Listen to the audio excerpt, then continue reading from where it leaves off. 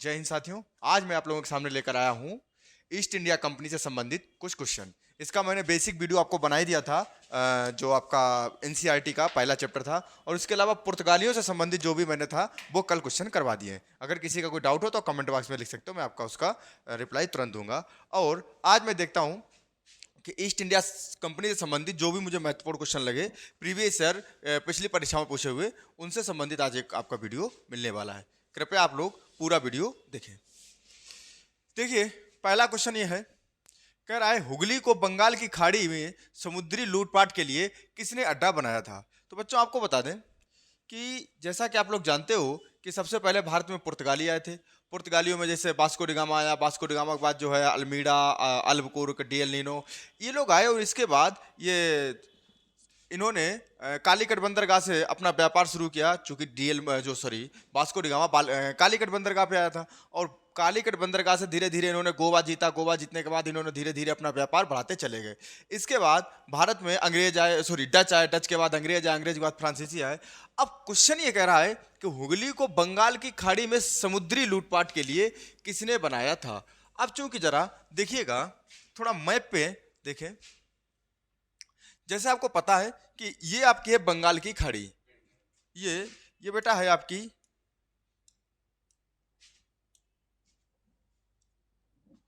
ये है आपकी बंगाल की खाड़ी, बे ऑफ बंगाल, यानी इसे हम कहेंगे बंगाल की खाड़ी।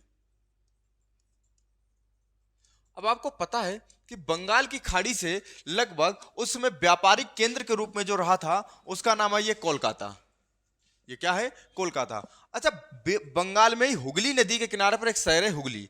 उसको लूटपाट के लिए सिर्फ उसका मकसद ही इतना था कि यहां पर किसी तरह जो बंगाल की खाड़ी में समुद्री रास्तों पर, यानी समुद्र में जो भी जहाज आए, जितने भी नाविक होते थे यानी नावें थी, उनको लूटपाट के लिए जो अड्डा बनाया था वो बनाया था पुर्तगालियों ने। किसने? पुर्तगालियों ने। तो क्वेश्चन अगर आपसे पूछा जाए कि हुगली, तो हुगली कहां पर है? बंगाल में। और बंगाल में तो कौन सा? बंगाल की खाड़ी। और इसको लूटपाट का अड्डा किसने बनाया था? तो पुर्तगालियों ने बनाया था। तो इसका सही जवाब जो हो जाएगा बच्चों, तो आपका आंसर क्वेश्चन क्या था कि हुगली को बंगाल की खाड़ी में समुद्री लूटपाट के लिए किसने अड्डा बनाया था। तो बच्चों आप लोग कहोगे कि इसको जो अड्डा बनाया था वो बनाया था पुर्तगालियों ने। अब अगले क्वेश्चन की तरफ चलते हैं। अगला क्वेश्चन, हाँ, कलकत्ता का संस्थापक कौन था। बच्चों अच्छा क्वेश्चन है, और कई बार का क्वेश्चन पूछा गया है कि कलकत्ता का संस्थापक कौन था। तो बच्चों एक क्वेश्चन आपसे कलकत्ता के संस्थापक से पहले मैं आपको बताना चाहूंगा कि अंग्रेज जब ईस्ट इंडिया कंपनी के रूप में भारत में आए थे, इन्होंने अपनी पहली फैक्ट्री जो है 1651 ईस्वी में हुगली में स्थापित की थी। और आपको पता है यहाँ पर एक कासिम बाजार नामक जो फैक्ट्री थी, उसके जो संस्थापक थे, उसका जो गवर्नर था, उसका नाम था कासिम जॉब चारनॉक। जॉब, एक मिनट, जॉब चारनॉक। अब इसने क्या किया कि ये किसका? कासिम बेग जो फैक्ट्री थी उसका ये मुखिया था। अब इसने क्या किया कि चूंकि अंग्रेजों ने जो बंगाल के जो अफसर थे उनको रिश्वत देकर 3 गांव खरीदे थे, जिसमें आपको पता है गोविंदपुर था, कलकत्ता था, और एक जो आपका कौन सा था, गौर माता करके एक गांव था, जिसको थोड़ा सा उसको 3 गांव खरीदे थे, जिसमें आपको पता होना चाहिए सुतानुती। कौन सा गांव था? सुतानुती गांव था। 3 गांव खरीदे। अब उनमें से एक सबसे अच्छा गांव जो उन्होंने चुना, कलकत्ता, और कलकत्ता को सबसे ज्यादा विकसित किया। अब ये कलकत्ता को किसने विकसित किया था? तो जॉब चारनॉक ने विकसित किया था। जॉब चारनॉक कौन था? तो कासिम कासिम बाजार कासिम बाजार फैक्ट्री का ये प्रमुख था। कासिम बाजार फैक्ट्री का ये प्रमुख था। कौन प्रमुख था? जॉब चारनॉक। और इसने कलकत्ता को, जॉब चारनॉक ने कलकत्ता को विकसित किया था। और विकसित करने के बाद जिसका पहले इसका नाम था कॉलिकाता, कॉलिकाता से इसने नाम रखा कलकत्ता, और जिसका वर्तमान में विकसित नाम है या परिवर्तित नाम है कोलकाता। तो क्वेश्चन अगर ये पूछा जाए कि कलकत्ता का संस्थापक कौन था, तो वैसे इसने कलकत्ता को बसाया नहीं था, क्योंकि जो अंग्रेजों ने जो बंगाल के गवर्नर थे, उनको रिश्वत देकर जो 3 गांव खरीदे थे, जिसमें गोविंदपुर था और इसके अलावा उसमें ही एक कौन सा गांव था, कलकत्ता था। और उसी कलकत्ता को विकसित किसने कर दिया, जॉब चारनाक ने, और उसने यहीं से सत्ता चलाने का प्रयास किया। बस इसीलिए इसका नाम आता है कि कलकत्ता का संस्थापक हो जाएगा जॉब चारनाक। अगला क्वेश्चन, भारत के साथ व्यापार के लिए सर्वप्रथम संयुक्त पूंजी कंपनी किन लोगों ने आरंभ की। बच्चों मैं आपको बता दूं, एक कंपनी बनी पश्चिम के देश में जिसका नाम हुआ ईस्ट इंडिया, आगे आप लोग बोल दोगे कंपनी। तो प्यारे बच्चों आप लोग समझिए, east India company, east India company अब ये कब बनती है, तो आप कहोगे सर जी इसके लिए एक सभा होती है सन 1599 ईस्वी में, और जो सभा होती है वो उस समय ब्रिटेन में एक लॉर्ड मेयर नाम के व्यक्ति होते हैं, उनकी अध्यक्षता में होती है। और ये कंपनी कब बनकर तैयार हो जाती है, सन 1600 ईस्वी में। ठीक है भाई। अब इसके अलावा ये पूर्व के देशों में, कहां पर, पूर्व के देश, अब पूर्व के देशों में इसे 20 साल का एकाधिकार मिलता है। कितने साल का, 20 साल का व्यापार का, 20 साल का व्यापार का मोनोपोली मिलती है, एकाधिकार, याद रखना। यानी ईस्ट इंडिया कंपनी सन 1600 ईस्वी में स्थापित होती है और पूर्व के देशों में इसे 20 साल का एकाधिकार मिलता है। अब एकाधिकार केवल ब्रिटेन से मिलता है, ना कि यूरोप से। चूंकि आप ब्रिटेन के हो तो आप महारानी एलिजाबेथ से केवल 20 साल के लिए आप ये कह सकते हो कि कोई भी ब्रिटेन की दूसरी कंपनी नहीं जा सकती है। आप यूरोप को नहीं मना कर सकते थे, अब ये आए। अच्छा, तो अब सबसे पहले अगर बात की जाएगी तो भारत के लिए व्यापार करने के लिए कौन सी कंपनी बनी, तो ईस्ट इंडिया कंपनी। अब चूंकि ईस्ट इंडिया कंपनी किसने बनाई थी, तो आप कहोगे सर जी ब्रिटेन ने। भाई इंग्लैंड में बनी थी, अंग्रेजों ने बनाई थी, तो ब्रिटेन में बनी थी। आपको जी सर, वेरी गुड। अब देखिए भारत के साथ व्यापार के लिए, अब इसमें क्या पुर्तगालियों ने, बिल्कुल नहीं है। क्या डचों ने, नहीं। क्या फ्रेंच ने, नहीं। क्या डेनिश ने, नहीं। अब क्या इसमें चारों ऑप्शन नहीं होंगे। तो अब हम आपको बता दूं कि बेटा इसमें कोई बात नहीं। एक और कंपनी बनी थी 1602 ईस्वी में। कब बनी थी, 1602 ईस्वी में। और ये कहां बनी थी, तो ये डचों द्वारा बनाई गई थी। किसके द्वारा, डचों द्वारा बनाई गई थी। यानी जिसको वर्तमान में मैं कह सकता हूं हॉलैंड में एक कंपनी बनाई थी, डच ईस्ट इंडिया कंपनी। कौन सी बनी थी, डच ईस्ट इंडिया कंपनी बनाई गई थी। और ये कहां बनी थी, हॉलैंड में बनी थी। ठीक है, अब हॉलैंड में बनी थी। तो अगर ऑप्शन में अगर ब्रिटेन नहीं है तो ऑप्शन में डच है, तो बिल्कुल है, बस यही इसका आंसर हो जाएगा। तो क्वेश्चन याद रखना कि भारत के साथ संयुक्त का मतलब हो गया भारत और जो दूसरी कंपनी बनी थी। तो भारत और अंग्रेज दोनों एक दूसरे से ज्वाइंट रूप से व्यापार करने के लिए सबसे पहले कौन आया था, तो ईस्ट इंडिया कंपनी। कब बनी थी, 1600 ईस्वी में। और कितने साल के लिए व्यापार का अधिकार था, 20 साल का।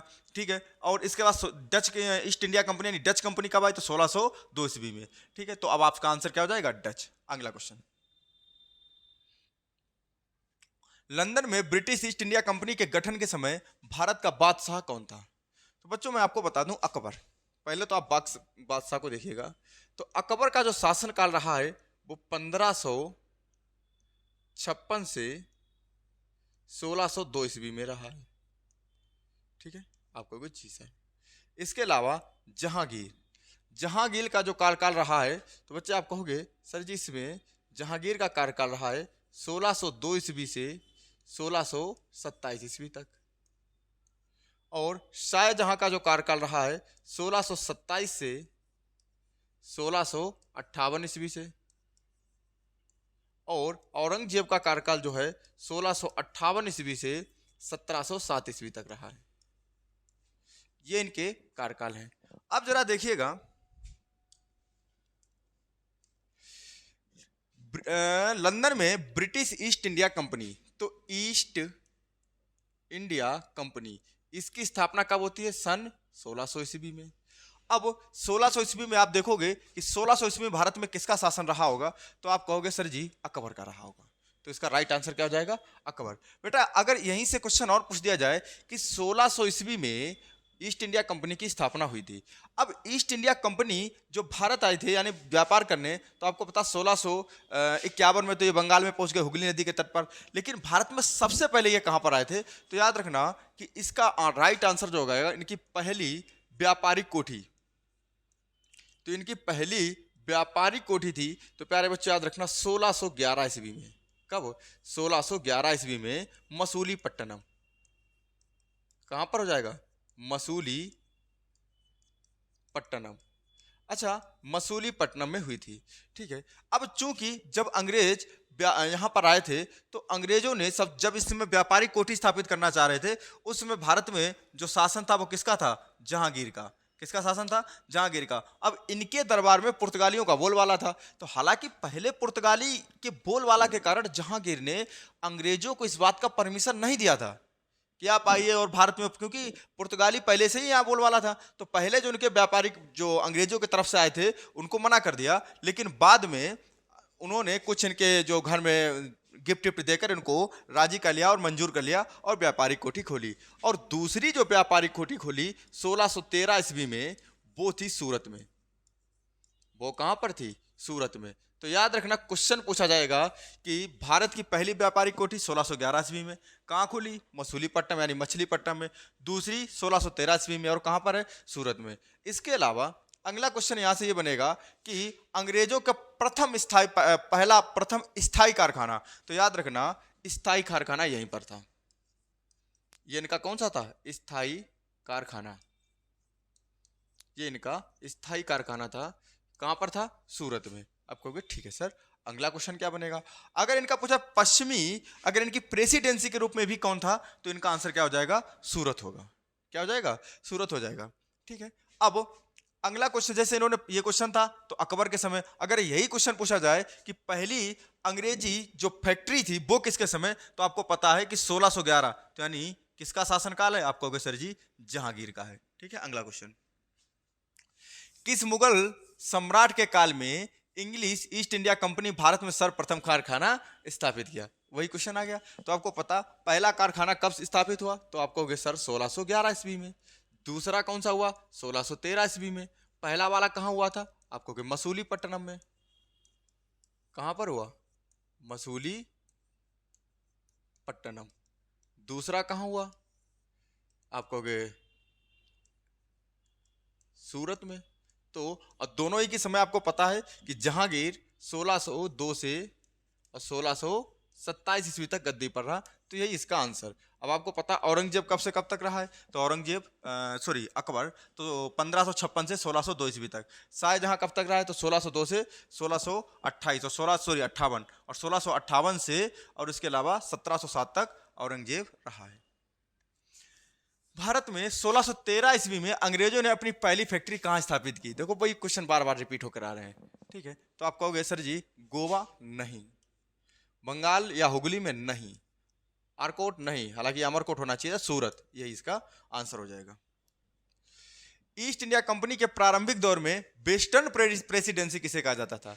तो आपको पता प्रारंभिक दौर में वेस्टर्न प्रेसिडेंसी जो है वो आपको सूरत को ही कहा जाता था। किसको कहा जाता था? सूरत को। अभी हमने पूरा डिटेल में आपको बता रखा है। ब्रिटिश ईस्ट इंडिया कंपनी ने मुंबई किससे लिया था? तो बच्चों आपको बता दें कि भारत में सबसे पहले कौन आए? पुर्तगाली। भारत में सबसे पहले कौन आए थे? पुर्तगाली आए थे। ठीक है। भारत में सबसे पहले आए पुर्तगाली। अच्छा, पुर्तगाली अब चूंकि जो सबसे पहले आएगा वो एकाधिकार स्थापित तो कर ही लेगा, धीरे धीरे धीरे जो है अपना व्यापार बढ़ाता गया, और इन्होंने गोवा से लेकर इधर मुंबई तक कब्जा कर रखा था। अच्छा, इसके बाद अंग्रेज आए।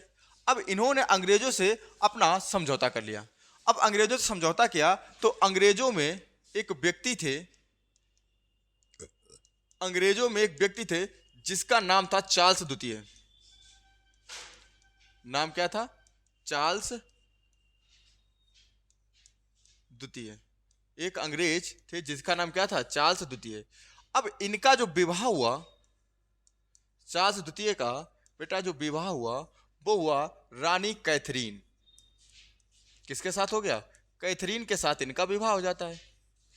अब आपको पता है कि जब रानी कैथरीन के साथ इनका विवाह होता है, अब जो रानी कैथरीन थी इनका संबंध किससे था? तो ये जो थी ये पुर्तगाली थी। रानी कैथरीन जो थी वो क्या थी? पुर्तगाली। अब आपको पता पुर्तगालियों ने एक अच्छा उपाय लगाया कि अंग्रेजों से अपना जो है रिश्ता बना लो। तो पुर्तगालियों ने अंग्रेजों से अपने घर की जो लड़की थी यानी कैथरीन उसका विवाह कर दिया। किससे? क्या? चार्ल्स द्वितीय से। अब आपको पता है कि जब विवाह करोगे तो विवाह में दहेज भी तो देना होगा। आप कहोगे जी सर।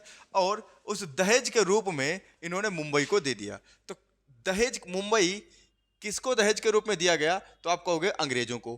क्यों दिया गया? क्योंकि चार्ल्स द्वितीय ने विवाह किया था। किससे किया था? कैथरीन से। तो याद रखना कि ब्रिटिश ईस्ट इंडिया कंपनी ने मुंबई किससे लिया था? तो ब्रिटिश ईस्ट इंडिया कंपनी ने पुर्तगालियों से मुंबई लिया था। अब पुर्तगालियों से मुंबई किस रूप में लिया था? तो दहेज के रूप में लिया था। दहेज के रूप में तो किससे शादी की थी? तो आप कहोगे कैथरीन से। किसने की थी? चार्ल्स द्वितीय ने। बोलो हाँ या ना। अगला क्वेश्चन, ईस्ट इंडिया कंपनी के किस अंग्रेज गवर्नर को औरंगजेब द्वारा भारत से निष्कासित किया गया? देखिए, एक जॉन चाइल्ड नामक एक गवर्नर जनरल था। क्या नाम था? John child. अब इस गवर्नर ने क्या किया? सन 1658 ईस्वी में, सॉरी 88, इसने क्या किया? 1688 ईस्वी में। कब? 1688 ईस्वी में।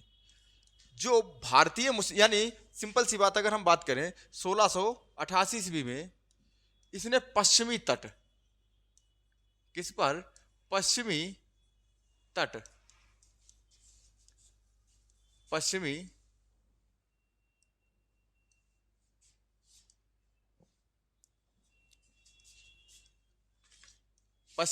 पर कब्जा कर लिया। अब पश्चिमी तट का मतलब हो गया कि अगर आप लोग देखिएगा पश्चिमी तट, बेटा देखिएगा इसमें जो पश्चिमी तट अगर आप देखोगे, क्योंकि मैप में देखना जरूरी है। देखिए पश्चिमी तट ये है, हाँ ये देखिए, आप ये समझिए गुजरात से लेकर और ये वाला जो एरिया है ये जो है ये पश्चिमी तट कहलाता है। ठीक है ये। और आपको पता है जब अगर हम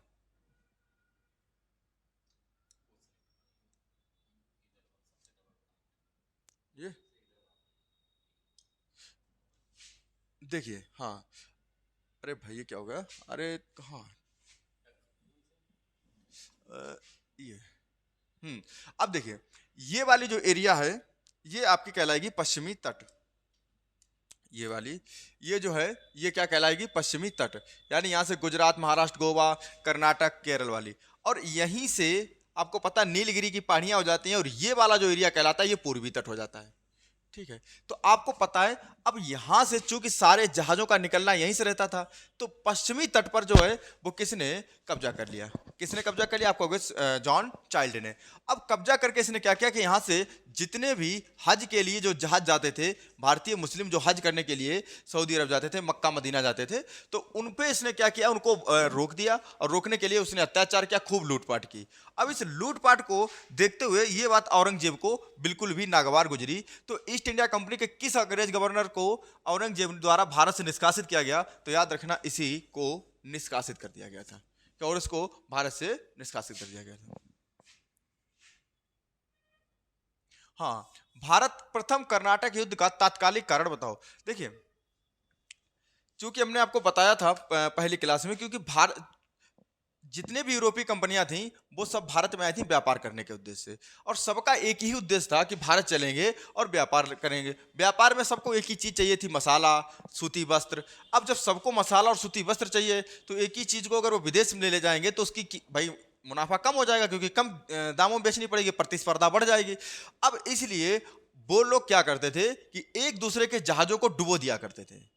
ठीक है। अब जहाजों को डुबो देने से फिर क्या बनता? वो आंतरिक युद्ध के कारण बन जाता था। और वो युद्ध इतना बना कि अंग्रेज फ्रांसीसियों से युद्ध हुआ, फिर अंग्रेजों का पुर्तगालियों से हुआ, डचों से हुआ, बेदरा के युद्ध। इन युद्ध के बारे में हम कल की क्लास में 100% बहुत ही डिटेल और विस्तारित चर्चा करेंगे। तो आज के लिए आप इसका आंसर समझिएगा कि प्रथम कर्नाटक युद्ध का तात्कालिक कारण बताओ। तो आप कहोगे सर जी अंग्रेजों द्वारा फ्रांसीसी जहाजों का अधिग्रहण।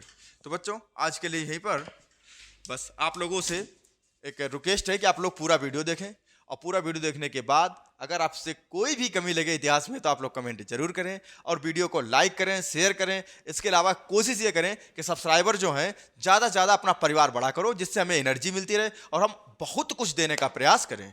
जय हिंद।